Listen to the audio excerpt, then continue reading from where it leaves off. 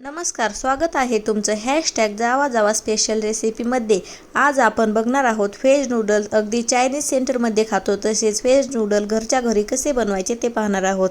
हे पाहू शकता, आमच्या मुलांना खूप आवडतात नूडल्स। पाहू शकता कसे खातात ते।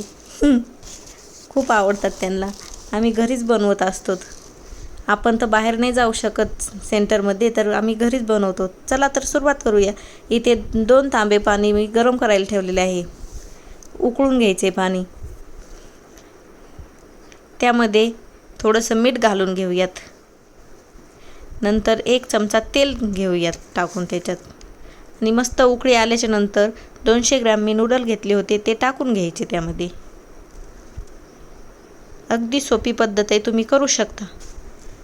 पाहू शकता की सगळे टाकून घ्यायचे त्यामध्ये आणि असे हलवून घ्यायचे, जेणेकरून एकमेकांना ते चिकटणार नाहीत। सुटसुटीत करून घ्यायचे। पाहू शकता कसे सुट्टे झालेत, सुटसुटीत झालेत।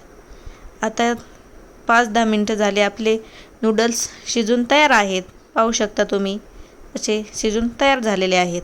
तर इथे आपण आता नूडल काढून घेऊयात।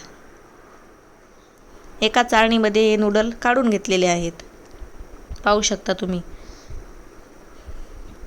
त्याच्यामध्ये गार पाणी टाकून घ्यायचं आहे, जेणेकरून असे चिकटणार नाही एकमेकांना, ते गिजगिज लागणार नाहीत।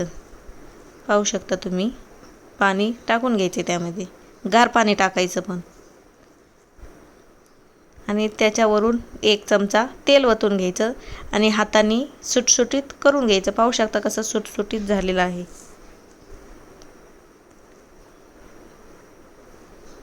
आता पुढच्या तयारीला लागूया आपण।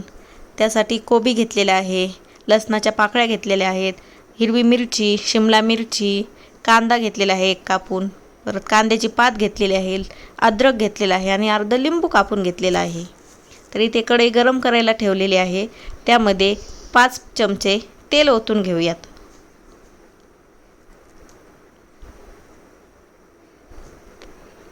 तेल जास्तच घ्यायचं, जेणेकरून खाली चिकटणार नाही आपले नूडल। तेल गरम झाल्याच्या नंतर ज्या लसणाच्या पाकळ्या करून घेतलेल्या होत्या त्या टाकून घेऊयात।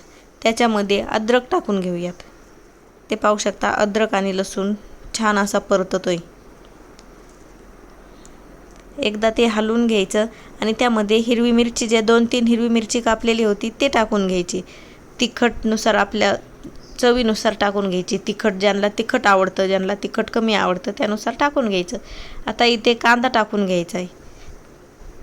हलकासा परतून घ्यायचा, जास्त परतायचा नाही कांदा, पण कच्चीच भाजी राहून द्यायची आपल्याला।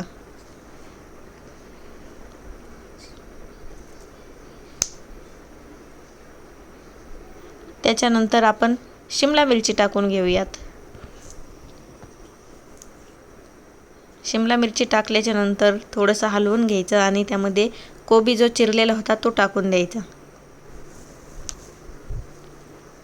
ते बघा सगळं एकत्र करून घ्यायचं। आता आपल्याला सॉस टाकून घ्यायचे त्यामध्ये। मी इथे सोया सॉस घेतलेला आहे, तो 2 चमचे टाकून घ्यायचा।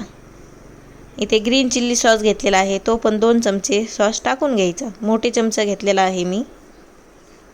आता टोमॅटो सॉस घेतलेला आहे, तो पण 2 चमचे टाकून घ्यायचा। पाहू शकता तुम्ही।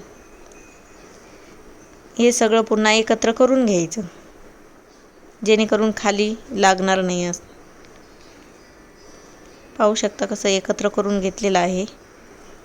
आपल्याला त्यामध्ये थोडीशी हिरवी मिरची, लाल मिरची टाकून घ्यायची आहे।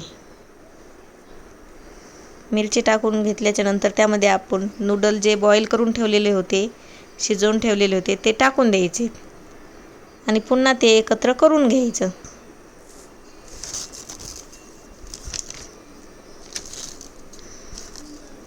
पाहू शकता तुम्ही।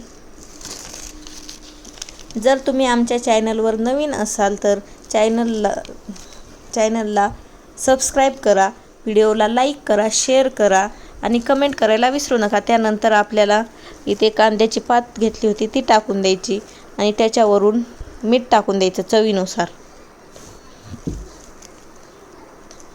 पाहू शकता आपले नूडल तयार झालेले आहेत। आणि त्याच्यानंतर जे आपण लिंबू चिरून घेतलेलं होतं ते टाकून घ्यायचं आहे आणि थोडेसे कोबू टाकून घ्यायचं आहे वरून। तर आपले नूडल तयार आहेत. तुम्ही पण नक्की करून पहा, तुम्हाला आवडेल. आणि कमेंट करून नक्की सांगा कसे झाले ते. हे पहा, आपले नूडल इथे तयार आहेत. या खायला.